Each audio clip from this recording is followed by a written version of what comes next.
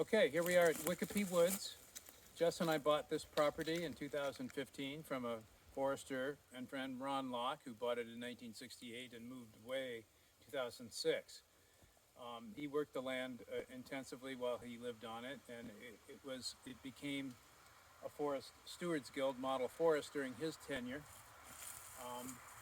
And he enrolled it in the tree farm program more than 50 years ago now. In 1984, it was Maine's outstanding tree farm, and in 2020, under our stewardship, it was once again Maine's outstanding tree farm. We're very, very proud of that, right? This is quite an accomplishment. There's 130 acres of just wonderful land here.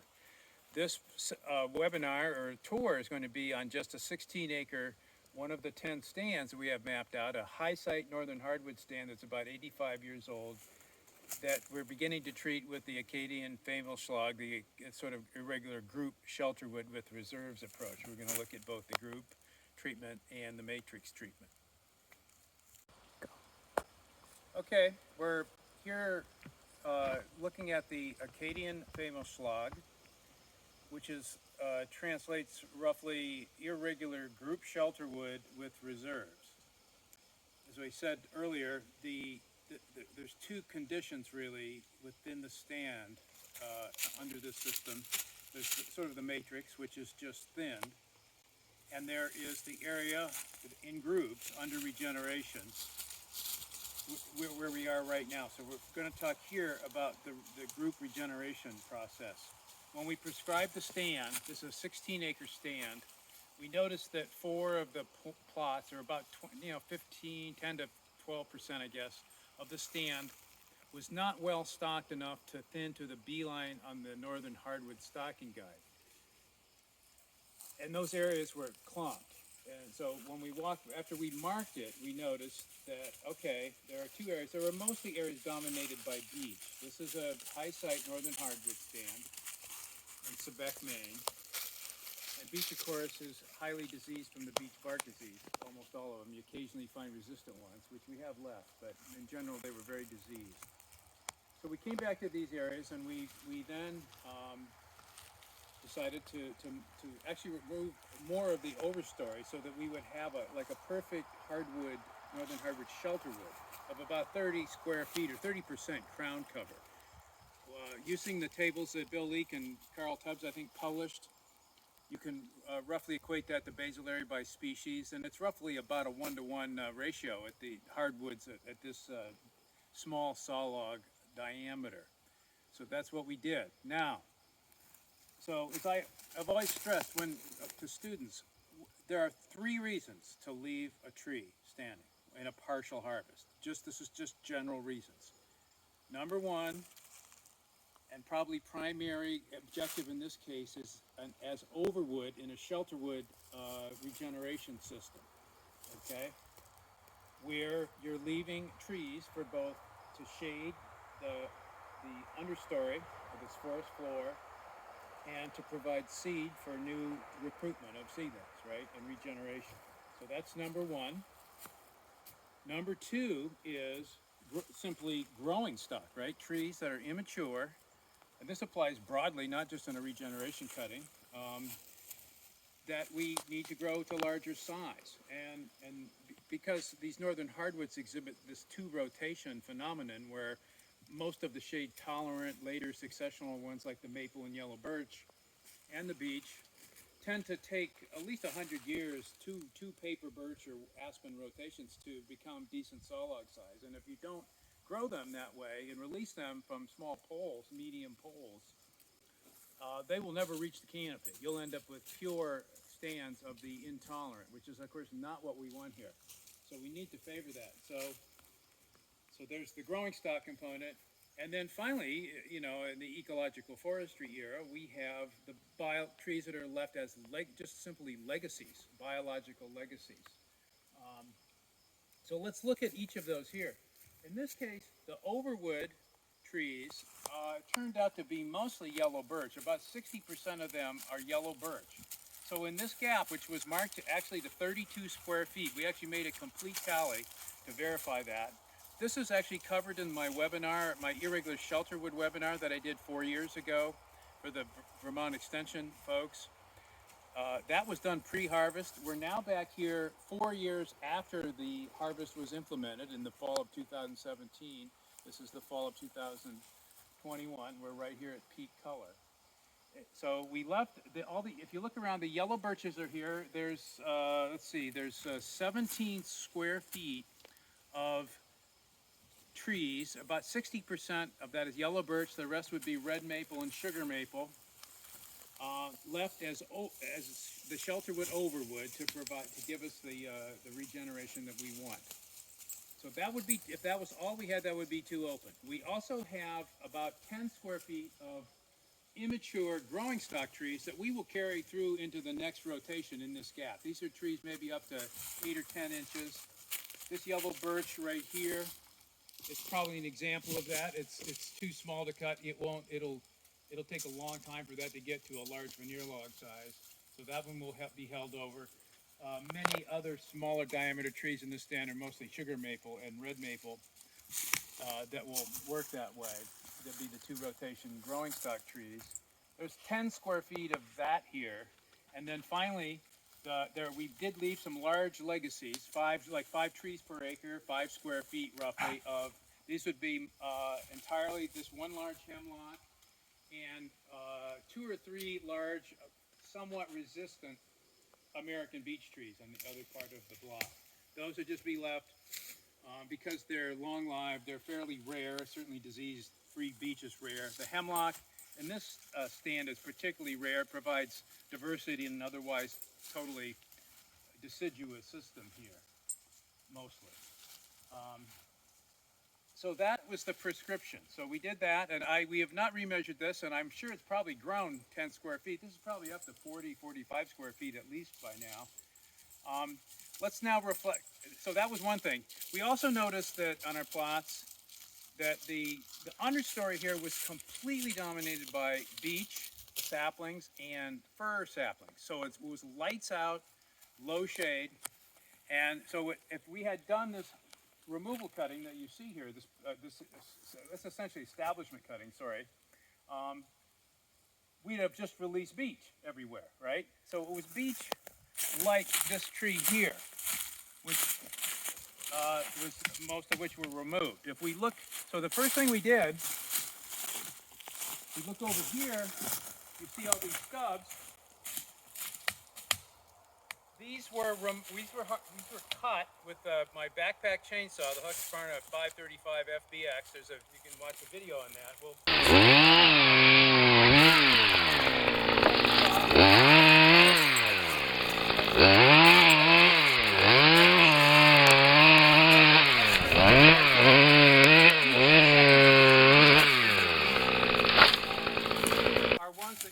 Too small when we did the backpack work, or were root suckers from larger merchantable harvested beech trees. I did spray the stumps right after the harvest here, and it looks like that was largely effective, because as you look around here, the green foliage that you now see, the deciduous foliage, is mostly beech and striped maple. So that's not the outcome we were looking for, right? So one of the problems here is that we have, and this is true, of course, throughout the whole eastern forest, is that we have too many deer, right? So here's a red maple, big red maple that we cut, right, as part of the harvest. And look, this is, it's amazing that these sprouts are even still alive. This is 4 years of sprout development off of this maple, and every year the deer just eat that down. The white ash that were in the stand that we harvested are completely, they sprouted vigorously. They're completely dead, white ash being a highly preferred browse. You can see what should have happened. There is a maple clump over here, you can tell, is this blew by the deer. So that's the sort of size of vegetation that we should have under normal conditions here, well, without the herbivory of the deer. So the deer they don't eat the beech, they don't eat the striped maple, they don't eat this fern. So they're selecting very negatively for timber, for trees that we want to value for timber production. We are getting some white pine, and there is some maple regeneration begin to establish, and some yellow birch. when you look around here, it's small, and of course you would expect it to be small. So this may eventually recruit, and we have to be patient. I guess we'll just have to see about that. So I wish this were looking a little lusher with hardwoods right now, and it's not, right? We see just a lot of essentially blank growing space underneath these trees where we should have had, we've had 2 good seed crops of yellow birch here since the harvest and very little recruitment. Even though we've got, like, this is the perfect yellow birch, northern hardwood, shelterwood condition right here in the overwood, right? We have this beautiful diffuse light coming down through the canopy. It's just what you want. So finally, the other thing, this other important regeneration practice that we're using here is enrichment planting of northern red oak, which is native here, but we had very few natural trees on this 130-acre woodlot. The previous owner planted a few, and they were thriving, so we got some from the New Hampshire nursery, and we planted them. And of course, in order, we learned quickly that if you don't put these and if you don't protect them against the deer, they will be eaten off within the first year, and you won't have any. So we gave these the Cadillac treatment here.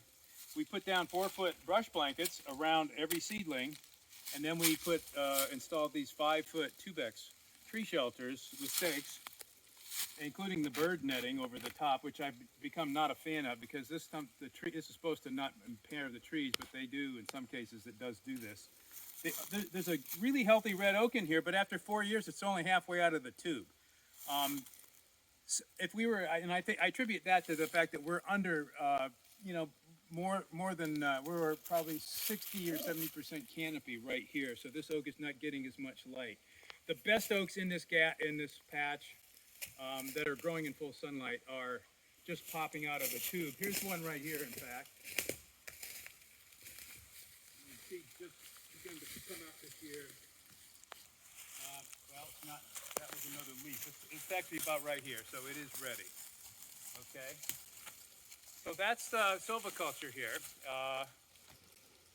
and the cutting cycle would be probably 15 years. So we're now 4 years into this. So in another 11 years, we would do another acre or 2 of these, about 1 acre gaps with the retention, as this is, and then cycle that through until we were done with the whole stand. Now, if the regeneration becomes badly delayed, then we're in trouble here because that's obviously not sustainable, and we'll just have to see, I guess. Hopefully, at least the oak will make it, and we'll have a cohort here. And in the next entry, when we begin to regenerate more of the matrix, what's now matrix, we would then remove some of the original overwood here that's no longer needed just for overwood purposes and tend to daylight the regeneration. The larger yellow birches we would cut for hardwood saw logs and veneer, hopefully. Okay, here's part 2 of the prescription, the dominant condition in the stand. It would be the matrix, the portion which we essentially just thinned conventionally using a crown thinning crop tree approach. Okay, here you can see the initial stocking and then the prescription outcome. The remarkable thing here is that we have the 6 northern hardwood species, starting with sugar maple, yellow birch, white ash, red maple, beech, and paper birch. All were just remarkably similar in their initial representation, very even, totaling about 103 square feet. And then you can see other relatively minor species that in the stand.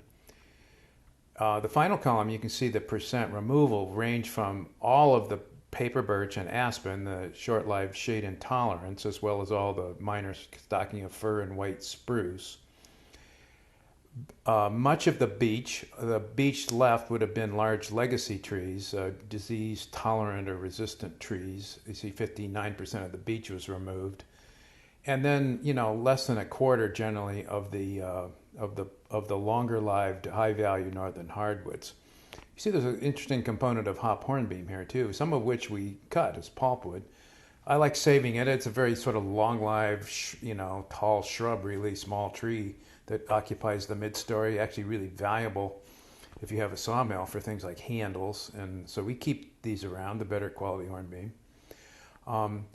the residual stocking, and this includes the gap actually, so the matrix would be maybe 5 square feet higher if we just looked at those plots of 66 square feet roughly, a 36% removal overall. So fairly light thinning, crown thinning of the matrix here, but highly targeted on these short-lived individuals, which were dying out generally throughout the whole property, not just here. This is a stand is 85 or so years old based on stump counts on the ash. It was a very accurate, very even age with a few larger, mostly maples and beeches that were probably holdovers from the previous cohort. Probably never in agriculture. It's too steep. It also has the Wicopy plant, which this woodlot is named after, a fairly rare shrub, the leatherwood, Dirca palustris. So if you look around here, this personifies this irregular shelterwood approach that we use for all of our lands, and it amounts to sort of a ruthless assault on all the growing stock, right? Maine has excellent markets for anything we want to sell. We don't necessarily get high prices for things, but we can sell hardwood, pulpwood till the cows come home, as they say. So since we don't live on the property, we don't need that much firewood. If something is never going to be a saw log, it has blue paint on it, right? So my aesthetic is a good, straight ag crop tree, in this case a northern hardwood tree mostly, about every 20 to 30 feet. That's the final spacing that we're looking for here when the QMD would be up around 18 or 20 inches. Okay, we're not there yet. This is only about 10 to 12 inches.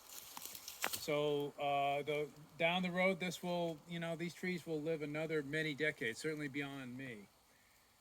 So one noteworthy thing here is that we do have, this stand has a decent component of really high quality ash, some of which is over 100 feet tall in 80 years.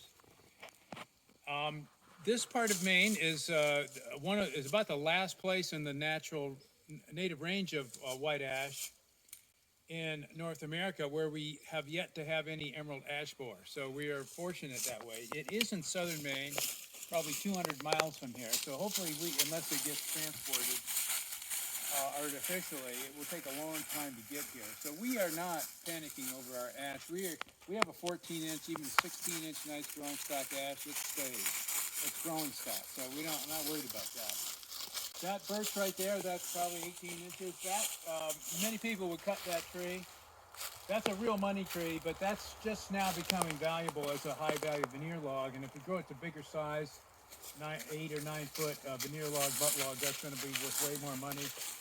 The tree behind that is probably one of those veteran older sugar maples. That is certainly not an 80-year-old sugar maple. That's probably 150 or older. Who knows what the origin of the prior stand was. We also see our understory beech treatment here. We have done that throughout the stand, not just in the regeneration group. Here's one of them here. Looks like that one didn't get the herbicide because it sprouted back. But if you look around in here, you'll see lots and lots of beech stubs. If you see a residual little beech sapling, it's probably left as a trainer. There's one there, probably left because of that yellow birch was right there. This yellow birch here has a straight maple in front of it that I'm sure was left for that reason. Otherwise, that'd be on the ground. We're right on the main harvesting trail that there's probably 600 cores at least. Came right down through here, and this gets got a little bit muddy and rutted. They did put down bridge mats, a couple of which are they never picked up. Here are water bars put in. We did then reuse this as a cable skidder just this spring to salvage some blowdown. So he came back through the same trail. The original trail was cut the length of Ponzi Ergo with the Buffalo forwarder. The same crew now has the Ponzi Scorpion tank. So I love that cut the length, long reach finish equipment. Then we had Eric Thurber came back in with his little John Deere 440 and salvaged some pine up on the top of the hill that blew down over the winter. And because this is steep right here, he did the water bar. So this would be good practice in Maine. It depends on the slope, right? Every 50 feet or so, you're going to want one of these just to keep the downward flow. And it's already, of course, working perfectly. There's no erosion here or anything. Siltation, the trail's healed. Okay, we noticed in a tour earlier this summer that that 2 or 3 of these nice high quality yellow birches that we left as in the overwood have actually died. And this is, of course, I hate this, right? Because this is a valuable tree. It's what, maybe 14 inches diameter, not mature. I wanted to grow this another cutting cycle at least. And it is dead. It looks like it started to leaf out this year and didn't make it for whatever reason. And there are no known maladies of yellow birch in this area, defoliators or anything. Plus, many of the other yellow birches are perfectly healthy. So it's like we just have a question about what's happened here. It has been a very dry 2 summers. This year was much worse than last year, but I think this tree was dead even before that. To be honest, I wasn't on top of it. I didn't see it earlier in the year, so I can't verify exactly when it died. But I did shoot a branch out of it with my shotgun, and it looks like it never leafed out this year. The twigs are very dead, so it isn't like it just succumbed a month ago, sadly.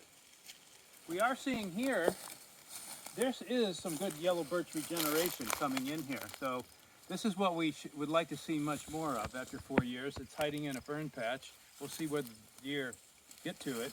And then finally, here is an oak underneath this birch that has emerged from the tube, as it should, right? So that one should be good to go. That'll next year grow several feet probably and be on its way out of the reach of the deer. If it doesn't get eaten off this winter, it'll be fine. But there's no guarantee of that. Okay. Okay, just to wrap up here is a slide of the former owner, Ron Locke, who owned it from 1968 till 2015, lived on the property till 2006, as well as my videographer and partner in crime and co-owner of this property, Jessica Leahy, whom most of you know. Hi everyone.